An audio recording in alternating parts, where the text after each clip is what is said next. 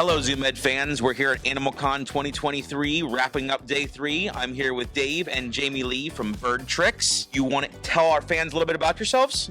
It's awesome to be here. We were here last year and absolutely had a great time. And basically what we do is we're bird trainers, and we train people how to train their birds so that they don't have to rehome them. We often say that birds are the third most popular pet in the world, but the number 1 most rehomed. And so our job is to educate the people to keep those birds out of rescues in 5 or 6 or 10 different homes. So that's great. That's it in a nutshell. I had the opportunity to watch these guys. They're not just working with birds, they're also entertainers. So I'm not sure how much of that they want known, but I got to watch about half of your act yesterday before I got pulled to come over here and do interviews. But both of you are wonderful. How did the bird training tie into the entertainment act? Yeah, so honestly, when I met Dave, he was already doing cruise ships and performing on cruise ships. And so I kind of just jumped right in and was like, well, I better learn this stuff if I don't want to get ditched at home. So we just kind of learned on the fly. But then, Dave was doing a dove act already, and we got into parrots together. He had just kind of started his parrot training journey, and that's something that we really built together, and we both have different aspects that we enjoy about it, but it just kind of integrated so well with magic because you want that beauty and that magic feeling, and watching a bird fly is pretty magical since they were built and designed to do something that nothing else can do. Well, I love that you mentioned the entertainment side as well as the birds, because it did start with the magic, and having birds in a show and then doves in a show and then adding a parrot, we had to become expert parrot trainers, or as close to expert as you could call yourself, right? But we had to learn as much as was out there and then some, because we have these birds performing in arenas where, if you have a dog that's off leash, it can run into, in one direction, but birds can go up.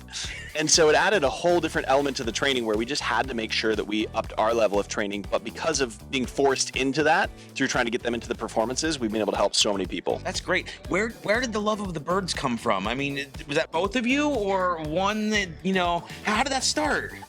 So, long story, but my parents always had birds, okay. But being, 30 plus years ago, parrots were very much a trophy pet, right? It was a status symbol, and my parents fell in that same category. And so our blue and gold macaw growing up was just mean. He was cage bound. He looked pretty, but he was kind of a jerk. Even though they did everything that they thought was best, the information has evolved, and with more education, we're able to do better. My passion really started early on in understanding that training a mean blue and gold macaw made it nice. And that blew my mind, that just teaching literally a card trick to a parrot made it nice. And then, so I actually had an umbrella cockatoo when we got married, and I'll let Jaime fill in how she got to get into bird training here. Oh boy. Oh boy, oh boy, oh boy. Okay, so I knew nothing about birds, so they intimidated me a lot, and I was just sort of like, I don't know how to read this animal. I was constantly relying on Dave, going, are we going to lose limbs, or is everybody having a good time here? I'm not really sure.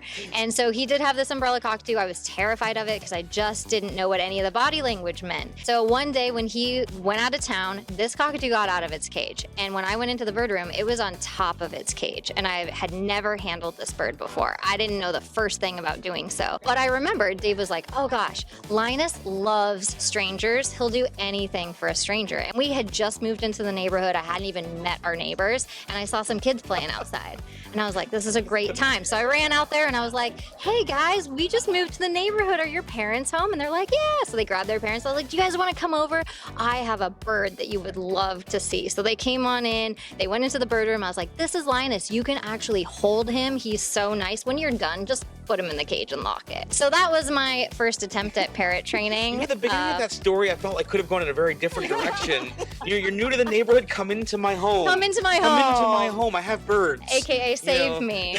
But yeah, so I had to get creative from the get-go, but I'll be honest, they have grown on me. I absolutely love them now. I did a lot of training in the very beginning to just sort of learn, because once you understand animals better, we can appreciate and respect them. Absolutely. And we learn them, and the fear goes away. And we understand how to mitigate all of that. So it's been an amazing journey, but I definitely didn't start where he did. So, I mean, you both have this love for birds, and then you're both becoming entertainers, and then, social media comes along. How did you tie, what made you decide, I'm going to create content, I'm going to spread this word, even farther than I can doing personal shows in front of people? Where did that go? How did that start? That really started with this Amazon parrot named Storm. He was about 45 years old, and Dave was was with this client who had multiple birds, and he was actually working with a different bird. And he brought Storm home going, this guy is super aggressive, doesn't like men. And I was like, how bad could it be? Like, let's see what we could do. And so I started working with him. And in the very beginning, I remembered one day Dave came home and I was like, look out. And I was stranded on the stairwell. It was here in Orlando, too. And luckily, Dave had just gone to the grocery store and got a gallon of milk. So it was in a bag. And he just put it on the floor in front of his ankles as this bird was running and trying to attack him. And I was just stranded on the stairs going, I can't come down because he'll get me. It went from that for 45 days later. We were flying this bird outside and he was landing on my hand and talking. And he ended up being like an internet sensation at that time. He was known as the interrupting parrot. So every time I tried to speak, because I was trying to make educational videos, I was like, so today he would interrupt me. And if I would stop talking, he would stop talking. If Dave would talk, he wouldn't talk. I tried to talk, he would immediately go, just every time I would speak. So it went viral for the time. And I just learned so much during that process. And I really enjoyed sharing the good and the bad. And I think people enjoyed the authenticity because at the time, parrot trainers were sharing things where they were like, this is how you would harness train a macaw. And it was like on a stuffed animal or on a baby macaw where they're not going to show any signs of distress. Yeah, right. There's no fear. So it's not realistic for somebody who's like, I have this 40-year-old Amazon. How do I do it, right? So I think people enjoyed the authenticity and I enjoyed the learning. So I've just kept it up from there. And some people just really connect with different stories of birds, whether they're handicapped, old, young. There's just something to relate to in every bird. And you've brought it up a couple of times, and I think it's an important point that people need to know. A lot of these large birds can live very long lives. Yes. Incredibly long lives, and I'm glad you've mentioned that a couple times. And I'm sure you run across this on a regular basis, older birds, coming your way that have only known certain things their whole life, and then suddenly their situation changes, and there's probably a lot of training that needs to come into that. Yeah, there really is. Our daughter recently took on her own project bird because we started a YouTube channel called BirdTricks Kids for her. That's great. And so she's been able to work with birds, and one of the first birds she worked with was this little parrotlet. It came from a hoarding situation, and sadly, when you don't take care of these animals properly, like you have the wrong nutrition and you have the wrong enclosure and all of that, it cuts their lifespan way, way down. And so a bird that should live long, we only had for about 2 years once it came to us, and she was devastated. But it was amazing to see the transformation because I imagine you guys get it in the reptile world too. When you implement the right stuff, sunlight, the right diet, like it showed in this bird's feathers, in the demeanor, it started to fly, it started to feel good, and that transformation, even over that short period of time that we got to experience it, was amazing. But typically these animals live a long time, and we've been trying to stress, let's make sure they live a long time by providing those proper things. No, that's wonderful. I mean, is there any message to that aspect? Is there something important you find about birds that you think everybody should know? I think really it's our motto is saving parrots one person at a time, and that comes down to education and really. Well, thanks to you guys, actually, we recently got involved in some reptiles. So we've got a ball python, and I got to go through kind of the whole thing of like, pick a trainer, pick a path. And so we went with you guys, and we have almost exclusively your products for our ball python, which was great. And as BirdTricks, we kind of like to be the same, where it's like, let us have everything that's the absolute best for birds. And so we really just try to make it to where diet is correct and sleep is correct. If those are correct, which I will say it's not the diet that the pet shop recommends, oftentimes it's not the diet that the vet recommends. There's so much education needs to be done. So my best advice for people out there who want to work with parrots is pick a trainer, pick a path. And you know what? We want to be the right path. We believe the most in our path, but you want to make sure that you're sticking to that path and that your foundations are in place, because there's a lot of bad information out there that's actually doing a ton of harm. Even in the YouTube world, there's people with really good intentions giving bad advice. And so we have to just be super careful and do our due diligence and just go with a recommended source. And at BirdTricks, that's what we try to be, is the collection of all the best information all the time. So you talk about nutrition and sleep. Is that something that somebody could follow you and get an education on? We do online consultations in homes, and the more I hear about it, the more I'm like, gosh, am I just not getting through to people on this topic? And yeah, like you said, at our masterclass today, we made sure that we knew the birds coming in that were set on the right diet, so we could show transformation in just 45 minutes, because that's a tall ask.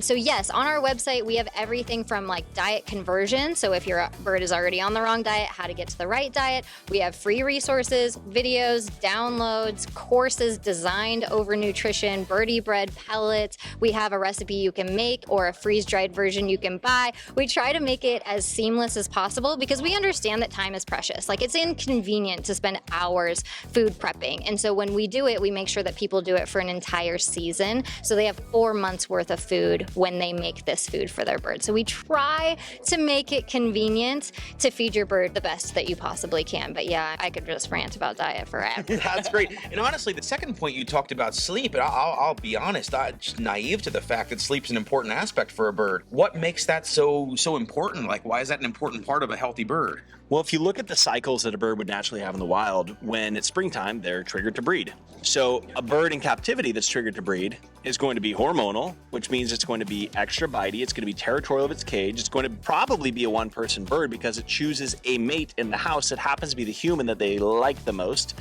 and then they hate everybody else. Sense. Yeah, and so by getting the proper sleep, and here's a big tip I think for everybody at home. We choose the number 12 hours because we've experimented with if a bird, actually we did it with Budgie. So birds had 12 hours of sleep, and then if we cut it to 10 hours of sleep, they immediately started breeding and using the nest box. And that was over the course of 2 days that we cut the time. So it's really important that they get 12 hours uninterrupted sleep. You'll never get rid of hormones completely, but we can help manage them. Sure. And that's going to be the first thing. The big misconception, again, kind of going back to what I was wanting everybody to be able to take home, is that if we cover the cage at night and the bird's still in kind of the main area, the bird's not getting 12 hours of sleep. The bird, because these are prey animals, they hear any bump in the night, and they're even probably more terrified because they can't see what's there. They're stuck in a cage, they can't get away from it. So not only are they not getting good sleep, but that also resembles a nest now that's covered, and now they're going to be more nesty, more hormonal. They're not getting the 12 hours. Exactly, and it just spirals out of control from there. So it's really our job, again, to educate people and just teach them that the proper diet and the proper sleep, that's going to be your foundation, where now we can use a treat to be able to get more of those good behaviors. That's wonderful. So given that we're at AnimalCon and the whole idea of this convention is where creators can come and like minds get together, what advice would you have for people that are coming here that are thinking about creating, they're thinking about getting on social media? What advice do you have to them to get started? I'm going to say that probably the most important thing is that you are not getting on social media in the animal space for money. You won't succeed if it's about money. People will see through that so fast. It's like looking through a glass house. If you're in it for passion, that will shine.